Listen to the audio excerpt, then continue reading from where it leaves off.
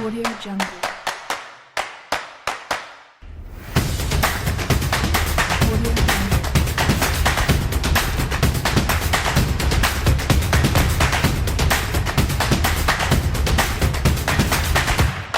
Audio Jungle. Howdy people. Hi guys, welcome to another edition here on Beks blog. It's been like ages, it's been years. Yes, I miss everybody. I miss y'all. I miss you so much, and I know some of you do miss me too. Yes, then for my last update, it's been a hell of a series for me, but by the grace of God, I told you guys I have good news. Yes, I do have good news. So first of all, I just want to thank a few people. The first thank you goes to God. I rely on that man for everything, literally everything, and he never failed me. Jesus never failed me. Jesus never So I'm grateful to God for how far he has brought me, and the fact that I am still alive. We are in December, we're almost getting to the close of the year, so it's great. Okay, and to my fiance, he's been an amazing support to me, and I'm grateful to God that he is in my life. Now I thank God for my family as well. They have been helping me a lot with a lot of things, prayers, calling me and engaging me, telling me to a lot of things. Yes, so for my friends who I actually lost my phone as well, so basically getting in touch with me was a little bit of a stress, but some people still went out their way just to get to reach me and asked me how I was doing. Thank you, or God richly bless you. And to mine, you and you. Okay guys, thank you for your prayers and thank you for your support as well. Guys, I got a confirmation letter from the Ministry of Education, which I needed to submit to the school on my faculty. They gave me an enrollment letter as well, which I added to the documents to be submitted for the renewal of my visa. So yes, I got my visa renewed. Yes, I got my visa renewed for 1 year. Okay, so yeah, that's how long the temporary stay visa can take you. So basically, yeah. But the procedure was extremely hectic for me, to the extent that I was taken to the court, reason being that I did a late submission of my documents for renewal, of course, because of everything was being delayed, because I wasn't sure, but my scholarship was going to be given to me, and I was dragging with the ministry, dragging also with the police and everything. So it was late when I submitted the document, because they have like a rule that says that for staying in Serbia, you have to submit your temporary visa for renewal, like not, I think, at least 30 days prior to the expiry date, which I didn't. The day my visa was renewed, so what's expired was the day I was in the office. So literally they took me to the court, and this was the details when I went to the court. First of all, I think I went earlier because I wasn't sure what was going to happen, so I went earlier. My time was not due for the judge to hear my case, so I had to wait for a while, couple of minutes. And when it was getting closer to the time, a Serbian lady approached me and took my I think they gave me a paper which I submitted. So she took it and she did something and said I should follow her. I followed her to the court, and then I met the judge. It was a lady. Most of them are not. Serbian old women are not nice, so I was just praying to God that really, you gotta help me here. When I entered the room, she asked me to sit down. I sat down, and she was like I should tell her why I'm here. So I started talking. I explained to her that I was here as a foreigner, of course, and I didn't pass or meet my point at faculty. My scholarship was not being renewed. I wasn't getting a confirmation letter from the ministry because they didn't want to renew my scholarship for me, and a whole lot of things. So that was why I couldn't submit the documents on time and everything. So while I was talking, I also I knew, because a lot of people told me they probably would find me, that if I was guilty.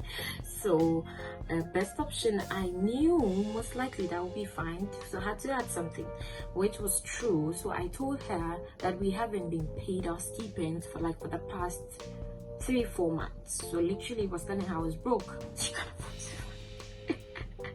So yeah, she said, oh, she was like, oh, you must be in crisis. I'm like, yeah, I'm in crisis now. A lot of things happening around me and it's not pleasant. And she expressed her pity for me. She was like, she understands my situation, everything. And so basically, with the fact that I haven't even received stipend for the past 4 months, I'm literally broke. So she pardoned me. She asked me, she doesn't want to see my face in her room again. I shouldn't make such a mistake. I should always make sure that I submit these documents on time. She doesn't want to see my face again, and she's not going to charge me. So she just wrote she made I think a lady who was typing some things. I don't know her name. I don't know what she's doing, but she was typing some things, going through some documentation. She typed some things and she stamped them, and she let me go free. She made me go free, which was I was like, wow, so easy. I guess it was, but I was scared initially. So really, I'm grateful to God. I submitted them to their police again, and I got my visa renewed and stamped. So guys, I got my visa stamped. I got my visa.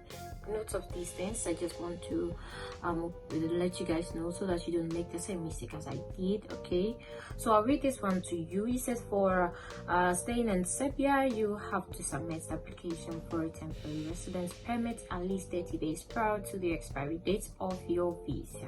Okay, and at their Foreigners Administration office. It's Svetska 35. That is the address. So make sure that you do not go past these 30 days. And I think the earliest that you can apply for this is 3 months. 3 months prior to your visa expiration date. So that is it. So this is the whole thing. Just in case this is the mistake that I made, I applied for, I understand that I sent document for renewal. I actually sent through the email that I wanted a date to be fixed for me to submit my documents. They fixed the date for me, and on that day, because I didn't have the documents completed, I did not go to the office. I sent them an email that I didn't have the documents completed, so I didn't come. I didn't show up, which was why they actually took me to the court. Okay, so don't ever make that mistake. For me, I understood that, I was cautioned that if no matter what, even if it's just one document you have, so far as you have booked, you have to book appointment prior to 30 days. That's the least. Okay, if you're given a date and your documents are not complete and you just even have just your passport, just go to the police. Go to them on that date at your appointment the same time and explain to them that this is the reason why, I have this and that, I don't have these documents, and give them reasons. They would see reasons with you. They would reschedule, okay, another time where you have to submit all these documents, and then you don't have to go through the whole court procedure or get fined. All right, so I was lucky I wasn't fined, but it's not going to be the same for you. So just make sure that, don't say I didn't tell you, just make sure that even when you don't have all the documents complete, you still honor your appointment.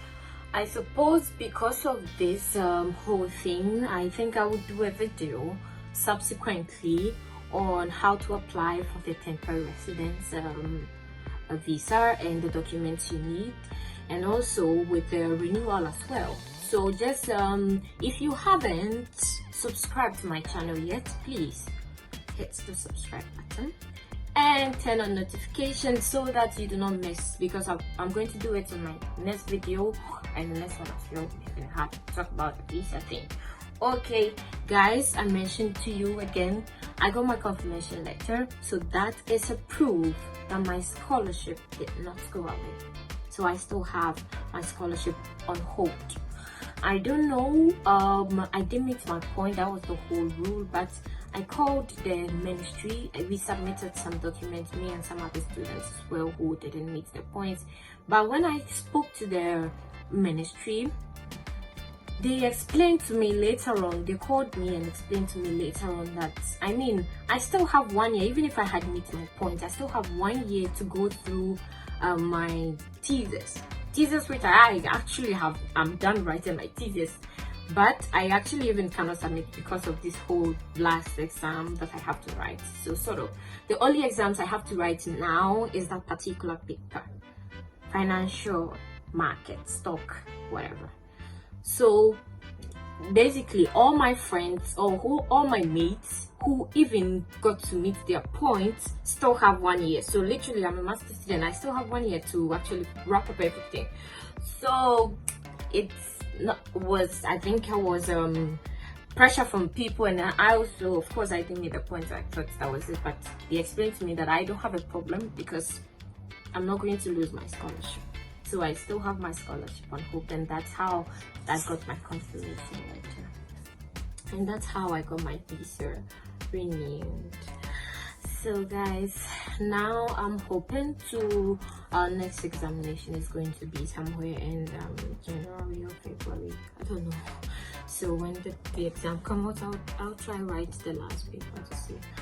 I really want to finish school because I really want to see what's next for me in life. I want to move on. I want to do something different.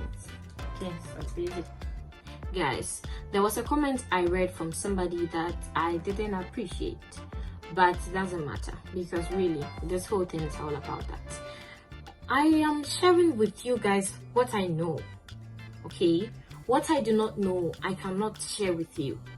So it's only the experiences that I have that I think that you should equally know about. That's what I'm going to share with you. What I haven't experienced, I cannot talk about it.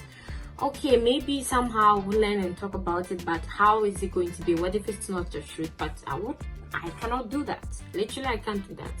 So if you're asking me about undergraduate programs or whatever, I cannot give you answers to how you're going to. I'm talking about master's program because I'm on a master's study. And I will not even recommend you taking your undergrad program in Serbia. You are going to have your lessons in Serbian language. Look, if you want an extensive education and understanding, you want to do it in the language, the Serbian language. And truth be told, how many people, you old already, how many people would be able to learn the whole language before you start going for lessons? Okay, maybe you are a first learner. Cool, you can do that, but I will not advise you. It's stressful. It's so stressful. Learn a whole language unintense because it's so different. A lot of things, even learning the simple or understanding or speaking the language is not what you're going to be using in your faculty, because on there, especially the medical faculty, you are having a lot of words, you know, those big words, and they are in Serbian, guys. So really, with master's program, I would recommend this place for you. It's perfect. It's amazing for you to have education in Serbia. If you want to have education in Serbia, it's cool. But for undergrads, okay, if you want to pay for tuition, cool. But even that, I doubt you would have really a high level of quality education, because really the lectures are all, I mean, on the normal day, they are going to have lessons in Serbian. They are going to recommend books for you. They might have scheduled appointments for you, but how? It's not really going to be like when you are in classroom with your classmates, you're speaking English, you're all doing assignments together and everything. So, but if that's what you want, sure, why not? So I beg, I do not know much about the undergraduate studies because I am not doing my undergrad. I am doing post. So please.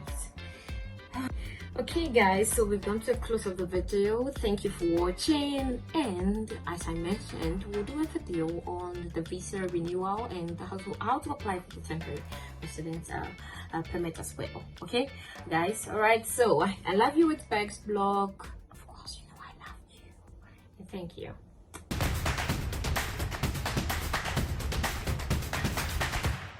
Audio Jungle.